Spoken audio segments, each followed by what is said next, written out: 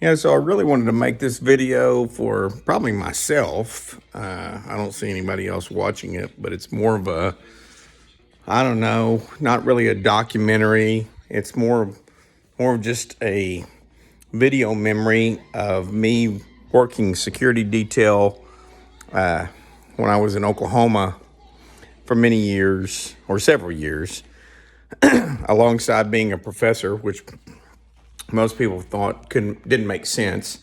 The interesting thing is that the security was just, I don't know, it was interesting. It wasn't necessarily something I needed to do. It was something that added income, and it was really good income, actually. I mean, as far as money, it made almost as much as what I was making as a professor. It didn't provide any kind of insurance or benefits, but straight cash. Anyhow, it was, there's some things that I wanted to document on video just for myself because I know eventually I'm going to forget some of these things. The more distance that happens between the time that I did this, the less I'm going to remember. So just started thinking, we probably need to do this for several things, not just security and the security detail and security analysis that I used to run. But anyhow, we'll start with this little video documentary or video kind of memory board and move to something else if I feel like I want to document something else. But so for several years, I was a security officer, security detail, security specialist in the state of Oklahoma, licensed through the Council for Law Enforcement Education and Training. And armed, unarmed, I could run any kind of security, and I ran independently, but I contracted through two different security organizations. One was called Elite Security, and the other was Global Security Systems. So they kind of, unless I wanted to go out on my own and search for different independent contracts, those were the ones that kind of assigned different contracts to me. And so pretty easy because there's a lot of people that wanted security. And this was also at the height of two things going on. One was the height of the Black Lives Matter movement. And so, I don't necessarily, I'm not opposed to equal rights and definitely not opposed to civil rights. Now, if you're going to riot and burn the city down in an effort to try to achieve those rights, then yeah, I think you're going about it the wrong way, and that's where kind of security came in, it posed a situation in a lot of security assignments, but it also proposed opportunity. So that's kind of what I wanted to say there. But and then also during the COVID epidemic, or the height of the COVID epidemic, I was also running security detail for different things. And I'm not going to be able to, I don't think I can record all the moments, but there were so many different assignments. And see, that's rare because I know I worked with a lot of awesome security guys, and none of them will probably watch this, but if they do happen to come across this video, man, I appreciate you all pouring into me and having my back, and doing some of that work is tough and dangerous depending on where you're doing it. So there were a lot of guys that I worked with that were just awesome guys, good guys, and that's what, we kind of, our motto is that the only thing that's going to stop a bad guy with a gun is a good guy with a gun. So I got a lot of shout out to a lot of those security officers that are still out there busting their butts and working hard things and doing hard things. And there's some good law enforcement officers out there too. I will say that, I kind of had a mixed relationships with some of the law enforcement that we worked with because they, depending on what level of security you're running, they like to be narcissistic, but some of them are really cool and they understand what you're trying to do.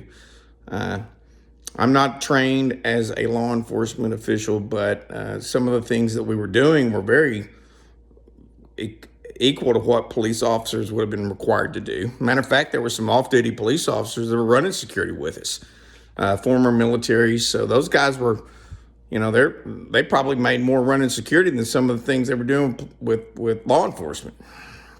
Anyhow, so shout out to those guys as well. Although some of them were, quite frankly, assholes. So we'll pick and choose who we can, high five with that group. Same thing with security officers. There were some just punks, some that you couldn't depend on. Some were what the stereotypical fat slobs that walked around and you thought, oh my gosh, that's why, and those were different type of security officers, but you worked with them depending on the assignment. So, and if you're a person that doesn't know anything about security or law enforcement, you lump everybody in the same category. So anyhow, I wanted to record a video that just kind of documenting a little bit of some of the assignments, and then I might do another video about some of the more interesting encounters during those assignments. So I worked everything from high-end security. One of them, for instance, OG&E, Oklahoma Gas and Electric. They called us in, me and a couple of other guys, suits, ties, badge, gun. That's all they wanted because they had a disgruntled employee that they thought was going to come back in and shoot up the place. And so we're doing this security audit of the building. Where could we hide if this guy comes in? What could we shoot behind? What's going to take a round? What's not going to take a round? And it was very interesting, but you're always praying that you never have to pull your service weapon. You never have to use your service weapon. You never have to encounter much. As always, people would come up to me and say, how's the night going? I said, it's pretty quiet, and that's the way I like it. Any security officer will tell you that. I mean, a real one will tell you that. Any security person that's working detailed security will tell you, let it be quiet because we all want to get home safely. Anybody that wants it to be engaging, anybody that wants it to be tough, is not real. They're probably not somebody I want on my security team or security detail with me, because I don't need engagement. A lot of times, we're out late at night. We're working with people that are working in areas where they're going to be intoxicated. They're going to do things that are stupid. And you can escalate that or de-escalate that. And of course, the idea is to de-escalate it, because if you escalate it, something's going to happen. And usually law enforcement has to get involved, because even with whatever my credentials are, I can't make an arrest. I can only detain them and then call law enforcement for them to make an arrest. And again, depending on who law enforcement is going to send out, they could be awesome guys that work with you, or they could be punks. So anyhow, the assignments, that was one, the OG&E assignment. That was a short assignment because that was a specialized moment. Once they realized that the disgruntled employee wasn't going to react, then, so they had normal security and then they had specialized security, and I was part of the specialized security for that. So once they realized that the guy wasn't going to come in and shoot up the place, then just the normal security took over. A couple of other places it's interesting, like it goes up and down. You think, man, that's a really awesome security assignment. Some of the ones you think that are awesome, like I worked with the Thunder, Oklahoma City Thunder. And I'm not talking about in the arena. We were outside. And so a lot of law enforcement out there worked with where the executives, the owner of the team. Matter of fact, me and a couple other guys, we had our earphones or earpieces in, and we would maybe escort them into or towards the arena, intercept them when they come out. So and then there was a hotel that was associated right like next door to the arena where we worked that, the parking garage that's associated with it. So up and down. So I think there were trying to recall now, depending on the evening, there were minimum of 2 of us, and then there may be a maximum of 3. So it really depended on the size of the event. I really enjoyed that because that was kind of low key for the most part. Again, you might have had a few people that were drinking too much, but other than that, you really didn't. I mean, it was a Thunder game. You escorted people. You really had to kind of watch out for the crazies, the schizophrenics, the homeless. For instance, this was not necessarily an assignment of ours, but the cheerleaders would come out, and of course they're pretty young ladies and easy targets for some people, and so we would ask them, not immediately, but ask them if they would like us to walk them to their automobiles, because we're already working in the parking garage anyhow, making sure that was a safe area, a safe zone. So that was an example. Some of them would take advantage of it. A lot of times they would walk out in groups anyhow. So if they were in a group, it wasn't that big of a deal. So that's an example. Low key. That was low key. They would try to tip you, particularly some of the higher end executives. They would try to tip you. My colleagues, depending, they would take it. I never did take their tips. It's like, no, you're good. I mean, but it's interesting that was kind of the way that they wanted to think he was with money. Also, there was a $1 million neighborhood that me and a couple of other security officers worked, and it was now I like that, and I worked that kind of regularly, and it was easy. It was easy money, but you had a security office, so you're watching security cameras, you're monitoring people that are coming in and out. It's just interesting that, and of course you've got a lot of residents in there that with a ton of money, and they want to tell you what you need to be doing. And I would remind them, I know my job. I know what I'm supposed to be doing. You don't need to, because everybody had a different approach. Like, well, I want it done this way and I want it done that way. Well, that's not the way it's going to be done. It's going to be standardized. So we know what we need to be doing. Me and the other guys know what we need to be doing. You don't have to worry about it. But if they knew you were there regularly, and they would stop and they would talk, some of them would. Some of them had sticks up their butts, but some of them would stop, talk to you, communicate with you. Awesome people. Matter of fact, the founder and owner of Jimmy's Egg, the breakfast spot, kind of like Denny's, he lived in that neighborhood. And just to give you kind of a little bit of a context of who was in there, I didn't know, there were some people that had, just money like Davy Crockett, so to speak. But in Christmas time, they'd leave us gifts in the security offices. And I'm thinking, okay. And that wasn't one I could turn down because they'd already dropped it off, said this is for Officer Horn or whomever. And I don't remember some of the gifts, wine, bottle of wine, some I don't know, caramel popcorn or gourmet caramel popcorn, things like that. I thought it was cool because that was just their way of saying, hey, thanks for doing this. I mean, I always found it enjoyable. I know some of the guys, I wasn't doing it for a living. So I always was looking at it like, man, this is just interesting work. The people with whom you engage, some of the knuckleheads with whom you engage. But I respect the guys that were doing this for a living. They were trying to put bread on the table and feed their families and pay for car payments and house payments or whatever other payments they had going on. And that's what I tell these groups that I contract out with is they would want me to go to a lot of these assignments. And I would say, look, have you contacted other people because they need to get paid? I got another check coming in. And I would not take that assignment until I was the last person. Or, sometimes there were a couple of us that, and I don't know, this sounds arrogant, I guess, but we look like police officers and they want us on site.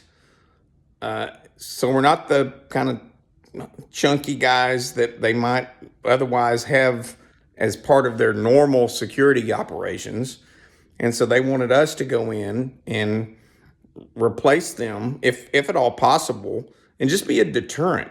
Stand there, if nothing else, with your badge and gun on, and people will come by. There's always a few punks that want to try to test the waters. Most of them are extremely friendly. They appreciate what you're doing. you're kind of serve as a first responder, so to speak, in some circumstances. We've had some medical issues that I remember me and a couple of officers had to address: heart attacks, strokes, calling paramedics in. I mean, it was a sad situation, but it was a necessary situation. I worked at a movie theater. And that doesn't sound like a big deal, right? Like movie theater. But you think about it and go back to how many movie theaters were there shootings at, right? And so I never had any situation like that, but there's some strange people that come in. I had a guy that, there was, with this particular theater, they had a bar, which is never a good thing. And you always have some guys that drink too much. And most of the time, you tell them, look, you're going to have to leave. I know you bought your ticket, but sorry, brother, you've drank too much, and now you're going to have to come back and watch your movie later. Most of them honor that. We had one that didn't and wound up kind of going south for him because we had to call law enforcement, and he gets a public intox citation and all these different things. I will say that at that movie theater, the coolest thing that probably kind of happened to me, other than kind of stepping in and watching movies for free, was meeting Toby Keith. I know Toby Keith passed away a couple of years ago, but he was there. Of course, he was also very highly intoxicated. But meeting him and kind of just chatting with him and getting to know him a little bit, that was cool. So movie theater, my very first assignment. And when you're good at it, then they want you to do it over and over and over again. But my very first assignment, and I got to think that, man, what was I getting into when I first contracted with this group, is there was it wasn't a supermarket for African American community. It was a supermarket called Smart Saver in a predominantly African American area of Oklahoma City, and that was my first assignment. I got to be honest with you. I was probably the only white person in that, not just in the store, but probably in the, 5 to 6 square mile area around the store. And to boot, this is in the height of the Black Lives Matter movement. Now, remember why the Black Lives Matter movement started was George Floyd and the police officers. So most people, and I will shout out to that community. Most people were respectful and they understood why I was there. But I definitely saw some people that I think would have loved to shoot me between the eyes. And all I was doing is guarding the supermarket. I think it starts with relationships. I tried to be nice. I tried to be polite. But if we needed to shut something down, we would shut it down. And I don't think, now, I probably would have worked that longer because that kind of became a regular assignment, not one that I necessarily enjoyed, but one that was necessary. But unfortunately, that supermarket had shut down for whatever reason. I'm not sure what it was. And I felt sorry for the community because that was really their only supermarket and grocery store, but didn't necessarily pay me to leave. I was okay with finding another assignment and making more money. But the other thing that in the height of COVID, I'm at Oklahoma Medical Center in downtown Oklahoma City. And I love that. But that was unarmed. That was an unarmed. I didn't get my armed security officer's license to do unarmed detail work. But the only reason I was able to do that or agreed to do that was because they were paying gobs of money. That COVID money was coming in right and left. Anybody that doesn't realize that probably didn't work in an area where COVID money was paying them. Security was one of those areas, and you're making $40 an hour and you're working a 12-hour shift. You do the math there. You work 3 or 4 12-hour shifts and you're ready to roll. That's a big chunk of change. Problem with it is you're unarmed and you're at a hospital and it's at the height of COVID. And there's a lot of people who have COVID who are at the hospital. So now that we know a lot about COVID, may not be a whole lot stronger than the flu, made a big deal about it. But still, at the time, you didn't know what was going on. Not as far as that goes. So that was a pretty interesting assignment what made it interesting is depending on where you were positioned. And most people were at the same spot in the hospital, but because I was kind of a utility guy that did a lot of different security operations, they would have me in adult ER, children's ER, morning to, it was usually a 12-hour shift. So I'd get there at 6 in the morning, leave at 6 in the afternoon, or get there at 6 in the evening or 6 in the afternoon, get there and leave at 6 in the morning. So the graveyard shift. I never was able to get any kind of standardized shift as far as running security detail there, which drove me nuts. But it worked out. I liked it in the long run. Didn't like the fact that obviously it was unarmed, but it was interesting. Church details, church security. I got a lot of stories there. Man, there was just oil rig guarding guys that were tearing down an oil rig. And it was interesting. And you would think there's not going to be anybody out there messing around with an oil rig. I thought the same thing. And then here comes a homeless dude who wants to come up and climb up the oil rig. Really? So, I mean, just stuff like that. I mean,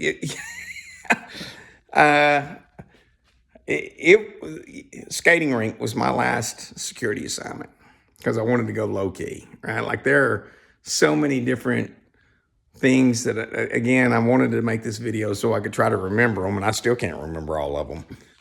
But I'm going to pause it for now, and I'll come back, and I'm going to try to think of some of the more interesting encounters. Oh, yeah, hotel security for the hotels. That was unique. Construction. I have to talk about some of the incidents. So I may think, of like 5 of my most interesting engagements and come back and kind of talk about that.